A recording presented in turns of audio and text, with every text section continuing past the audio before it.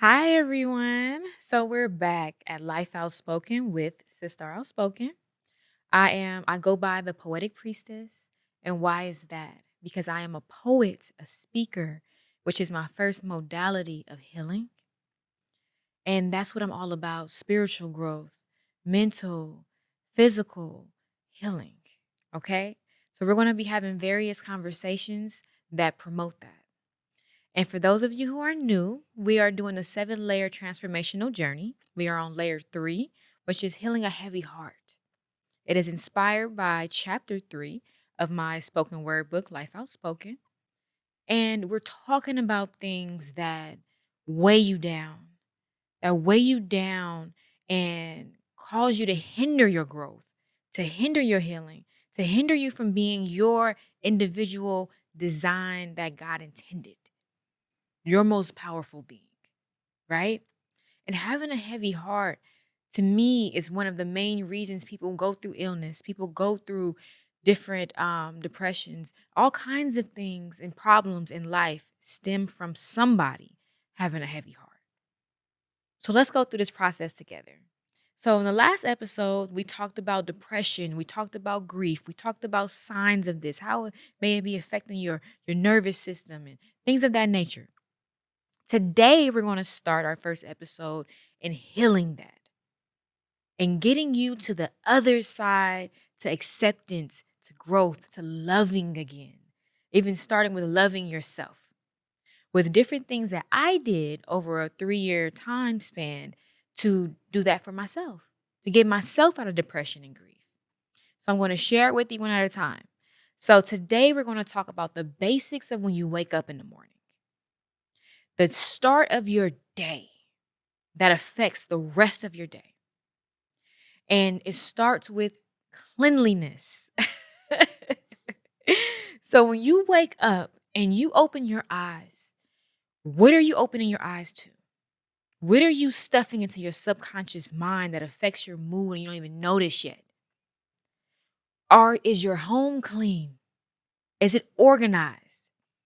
And yes, clean and organized is not the same thing, because it can be clean and still have everything everywhere. Being dirty and unorganized or cluttered is not the same thing. Everything can be completely dusted, but if everything is everywhere, you still are cluttered. So your energy is cluttered. Your mind is cluttered. If things are dirty, that's going to lower your energy, because all you can think about is either you need to be cleaning and you get overwhelmed for how much you have to do, or it's just an expression of what your insides look like right now, that you need to clean some things out. So let's start with that. The best time of the month to do your cleansing, your cleanses and your cleaning and reorganizing is close to the new moon. That energy supports cleaning and cleanliness and doing that throughout the month. Okay. Throughout the year, between December and the beginning of February is the best time. That is when the earth is doing this cleansing and dumping, and the farmers are turning the dirt, getting ready to plant seeds and do all of those things, right? That's the best time to do your cleaning, to do your dumping, getting rid of old stuff, and it'll start to do the same thing with your mind, with your energy, with your body, because that's where it starts. Cleanliness, internally and externally. When I say internally, this is when you do your detoxes.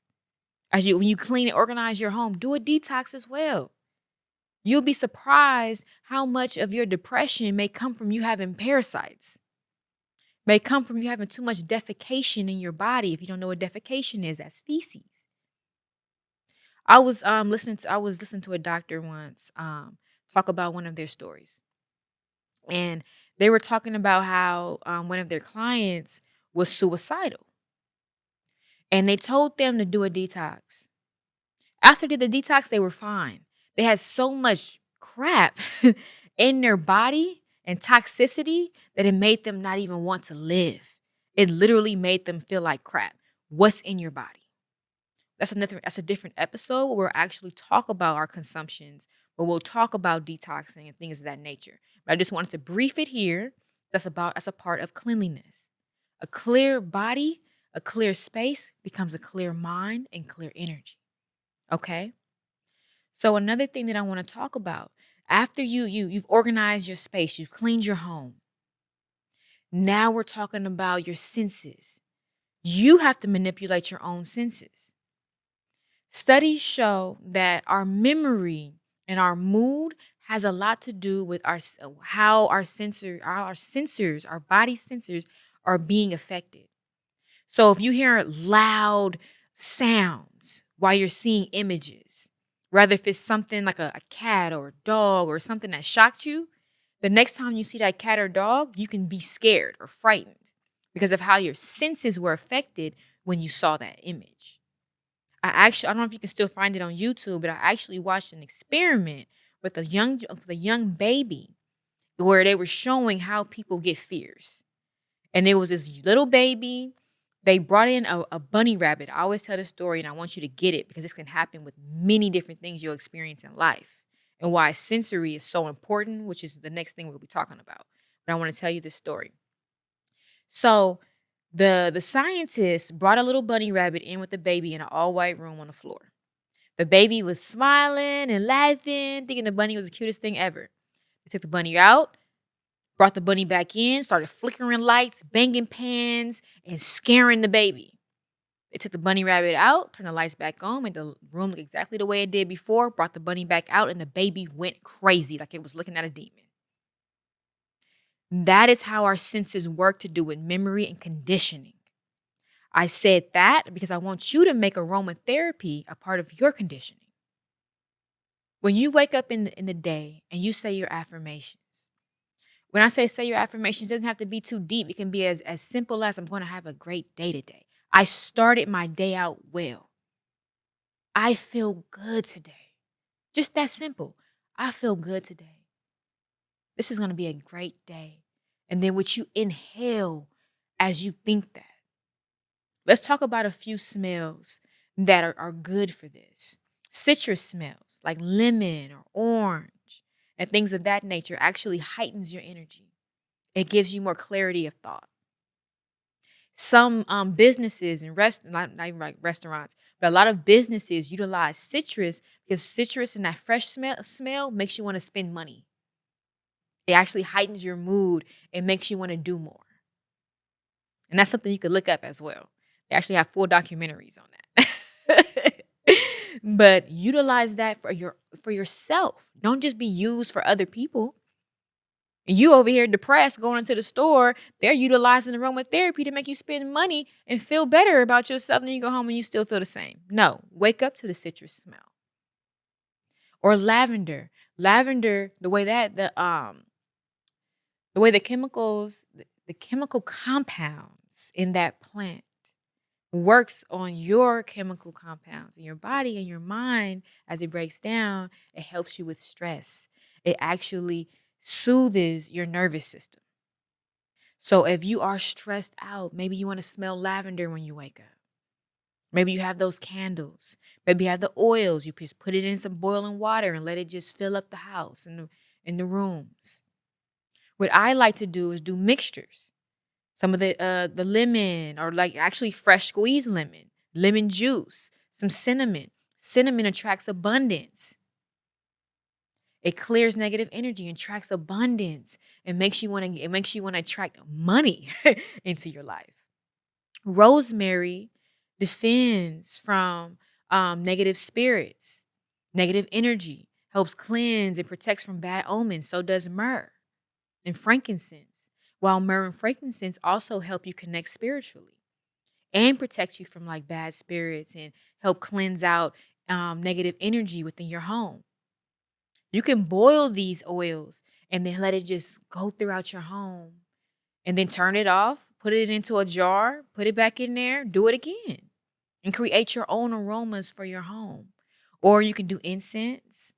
You can do oil burners. I like to do that. I love oil burners if you don't want smoke going through your home in any way. But just those simple things actually affect the human body. So it's very simple, very affordable to start in your practice of healing yourself mentally and energetically. Another basic when it comes to your everyday life is breathing. Studies show that most people throughout the day are holding their breath for a large portion of the day, especially women. Because women, we try to hold our stomach in and look all cute and all of that. You're not breathing. And the breath is the most important part of your healing because the more oxygen you get to the brain, the healthier the brain is. And the brain needs to send out signals to the rest of your body. The more oxygen you're getting in your body, your organs work better. So now your heart is pumping better and it's pumping oxygenated blood throughout your system so that your organs work at optimum health. You have less blockages now. Your chemicals and your hormones are getting where they need to go. So you're not having overloads and imbalances. It starts with the breath. When your body is pumping oxygen through the brain, it has less time to be cluttered with all of these thoughts, which is why running is good. Being outdoors and hiking is good. You start off with all these things on your mind, but by the time you hiked up a hill or you started running, you're not thinking about these things anymore that bring you down because your body is pumping up. It's pumping happy hormones. It's pumping satisfaction. It's pumping pleasure. It's pumping clarity. It's clearing things out as you breathe. So I actually want to talk you through a breathing exercise. And then we're going to talk about a basic thing you can do every day, a sequence you can do every day that you utilize the breath. It can get you to a good state to help you with your anxiety, to help you with your negative thinking, and to help you with your process of getting through the depression or the anger or whatever it is that is just holding on you and hindering you from living your best life. Period. Right? So let's talk about this breath. At some point in time, most people, not all, but I know a lot majority of you that's watching this video, do not breathe correctly. Somewhere when we were growing up, they said, take a deep breath in. And for some reason, we started sucking our stomach in. We started sucking our stomach in while filling our body up. It doesn't make sense. When you look at a balloon, what happens when you put air into a balloon? It fills up. And when it releases air, it gets thinner, right? That is how we should be breathing. And just a little background from me, I am a certified yoga instructor. And breathing, and meditation, and that movement is the biggest part of it. We'll talk about that in a second. But breathing. So this is what I want you to do. Usually I'll walk you through a 3-part breathing, but we're just going to do complete basics right now. And what I want you to do is just put your hand over your stomach. Put your hand over your stomach and close your eyes. And I want you to practice breathing. What you're going to do in the count of 3 is you're going to take a deep breath in. And as you take that deep breath in, I want you to feel your stomach fill up. If you do not feel your stomach fill up and it goes in, keep practicing because that means you're doing it backwards. On the count of 3, 1, 2, 3, take a deep breath in and out. You're going to breathe in through your nose. Feel your stomach expand, expand, expand, and breathe out. And feel it go in, in. And again, breathe in. And out.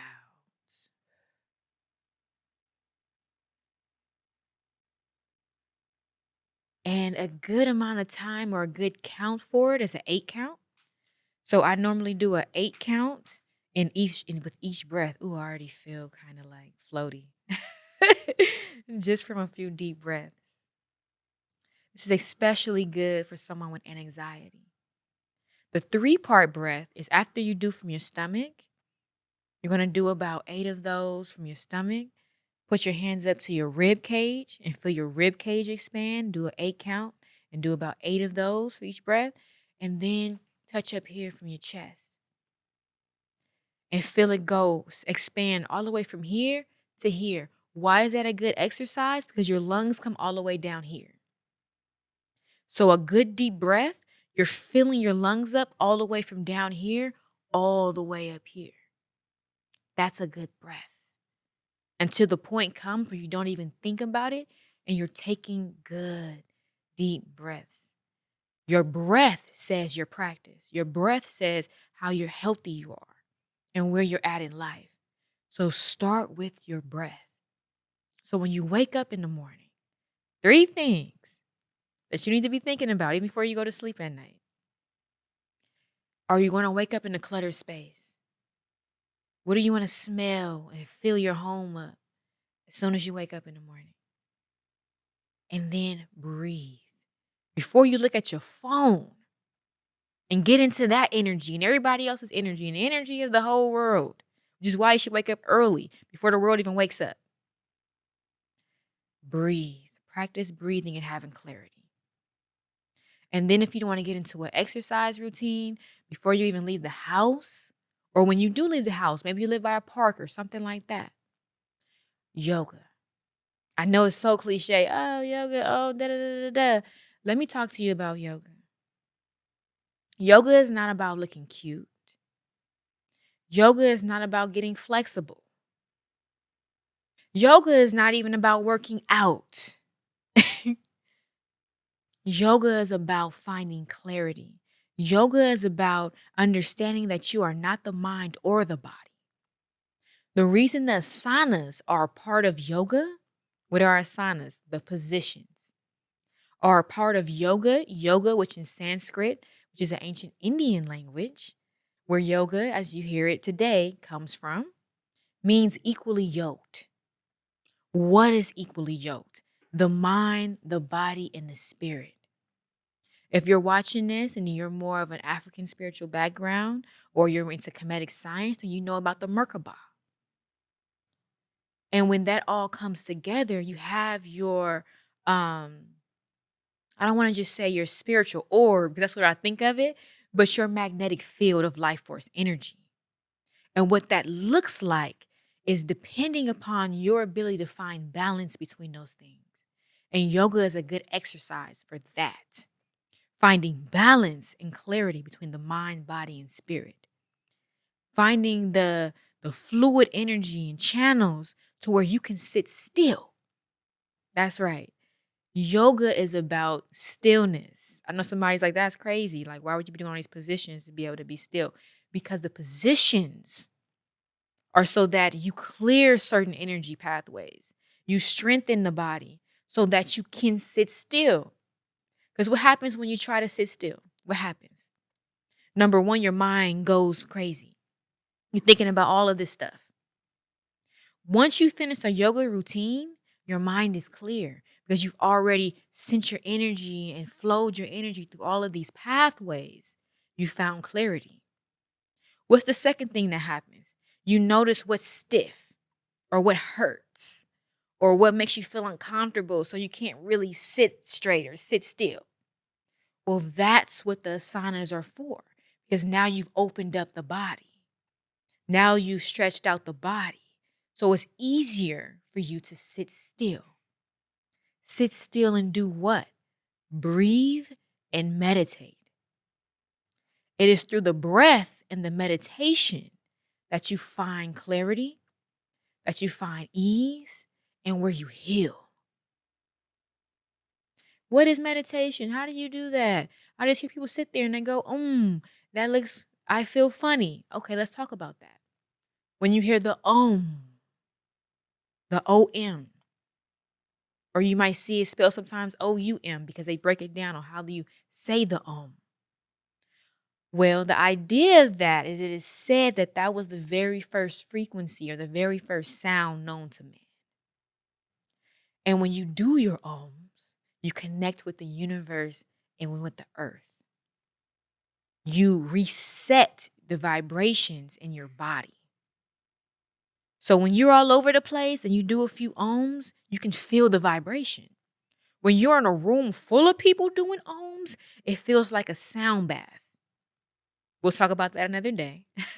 But it sounds like the frequency in your body are resetting. So that's why people add ohms to their meditation. Do you need to? No. But as you continue through your practice, you most likely one day will. Why meditate? Because that's when you're being your true self. What does that mean? The person sitting in the body. When you close your eyes, you can still see. When you have a thought, it's not just your mind that's having thoughts. Your mind is a tool. It is a computer system, a highly advanced organic matter computer system. Just like the body is a highly advanced intelligent suit. You are not it. When you look at this under a microscope, it's a bunch of little cells doing their job to create this suit to run properly for you. And it's important for you to take that time to sit with yourself as the being, not the human, but the being. You know why? Because the being is never moved. The being didn't go through the things that you went through. It's experiencing it through your eyes. It is allowing the human experience. At any time, you can tap into the wisdom that the being has. Because the being never left the spiritual realm for real. But at the moment in which you spend too much time in the mind and the body, which is intelligent, you are away from yourself. And when you are away from yourself is when you feel empty. When you are away from yourself is when you feel conflicted. When you are away from yourself is when you create room for inner debates. But when you find time for yourself, now you're closer to God. Now you're closer to the godliest version of yourself. Now you're closer to the divine, all-knowing consciousness and wisdom. So you're closer to healing because you're closer to that part of you that is already healed. That is what meditation does for you. And when you look at studies on meditation and you look at the brain, right? You can find this stuff everywhere. You see what the difference between a brain that is meditating and a brain that is not. I watched a documentary on some monks that a university did, and it blew my mind because what they did is they put the monk. If I could find this, I'll clip it in for you. But if I can't, just look it up, and you'll find different experiments on the different monks. Right? The one that I watched was a documentary on monks, and then part of it was showing their meditation abilities. They put them in a room, and they heated the room up to where the average person would die. And then they put the heat sensory, the cold sensories on their body, and they showed us. And when the room was completely orange and yellow, like looking like lava, and the average person would have died from heat stroke, it showed a beam of blue around their bodies just start to grow. They were so in control of their body, they cooled their body in a hot space. And then when they froze the room, what do you think happened? Heat started to come out of their bodies because they were able to control their body enough to create heat. You have energy to utilize all around you all of the time, inside and around you, but we're not taught these things. When we're in school, they're not having meditation session. When kids start acting up, they're giving them medication. They're not teaching them how to control their mind and their body and their energy. So you have to learn these things yourself. So let's talk about yoga and a few. First and foremost, if you're just starting, a good sequence for you to start off with is sun salutations. You can either do it when the sun is coming up and actually do this salutation to the sun in honor of the energy that the sun gives that promotes life. Get your vitamin D, feel that warmth to start your day. or just in your home as you continue to do the sun salutations, it actually forms and grows and channels the life force energy in your body to create warmth and healing in your body. So you can go on YouTube, you can look up sun salutation to get this sequence. It's not that many movements.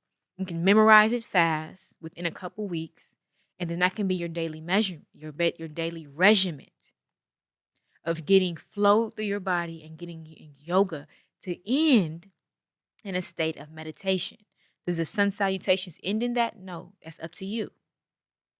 So after you do that and open up your body, you sit, you end it in your meditation. What are a few poses that you can do to open up your heart chakra, to open up and and do this process of lifting things out of your chest space, out of your body? So most of you have heard of the cobra. That's also a part of the sun salutations. With the cobra, it's 3 levels of cobra, you know, mid, medium, and full cobra. It's all a part of opening up layers of your chest. Fish pose. I like fish pose, but that'll open everything up. So look at the fish pose and do that. Also camel pose. And camel pose will open up all of these areas and help you get more energy. If it's warm where you are, get under the sun and do this and let the sun feed your heart space.